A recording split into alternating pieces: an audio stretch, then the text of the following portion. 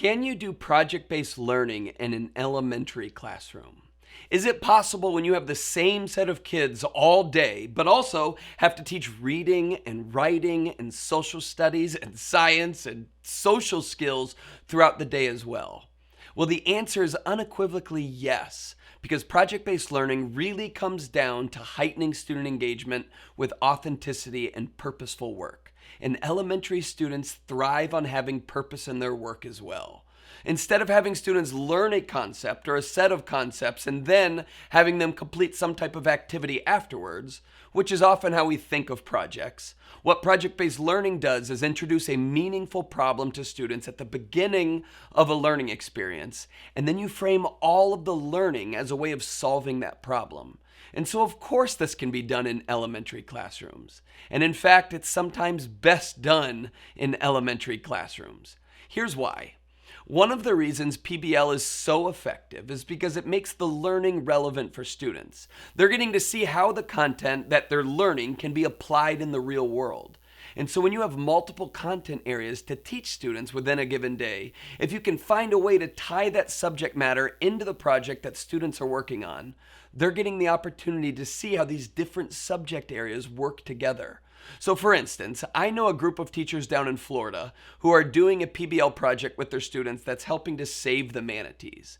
So to do this, students will have to learn about the manatees, but also about their ecosystem. Well, this is science class. They're also writing persuasive letters to city officials to help protect manatees. This is language arts class. They're using graphs and charts to study the populations of manatees. Math class. And they're creating posters to put up around the school to raise awareness about manatees. Art class. And lastly, they're looking at the impact that human growth and development has on the environment and their areas that they live and what role they can play in all of that, which is social studies. But now these students are motivated to learn all of this content and subject matter, not just because that's the expectation of being in the class, and it's not even just for grades or even personal achievement. They're learning the content to save the manatees. That's the project. That's the purpose and authenticity, and it's the primary driver of student work and engagement during that unit. And the thing is, teachers aren't having to teach the content in a brand new way. They can still use best practices to deliver the material. You know, if a teacher has some great worksheets to teach persuasive writing, they can keep using them, only now they can preface the writing activities by saying, we are going to write letters to try to persuade city officials to help take care of manatees. But we have to make sure that our letters are really convincing. And there are certain things we can do to make that happen. So let's learn persuasive writing. Let's practice. And here's a worksheet that can help you with that.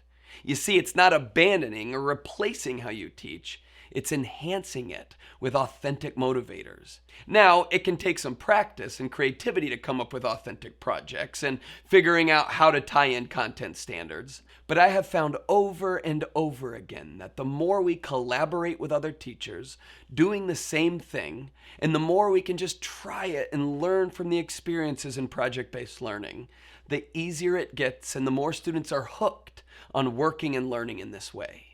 And one more thing. If you teach in an elementary classroom, know that you can do project-based learning, and yet not everything has to be project-based learning. It's okay to say, all right, we are going to work on this project for a bit.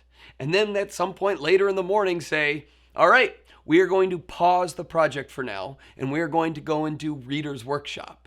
Not everything has to be PBL, but the more we can help students find purpose in their work and in their learning, the more they're going to engage with it. And so if you're going to do the Save the Manatees project, what if for Reader's Workshop that week, you found books that relate to the project in some way, so that while they're learning reading skills, it can be applied to this project that students care about. And so my challenge to you, especially if project-based learning is new to you, would be to take one unit that already exists and ask the question, how can I make this more authentic for my students? What problem could they solve while they're also learning this material? Answer that, and you've got a PBL project.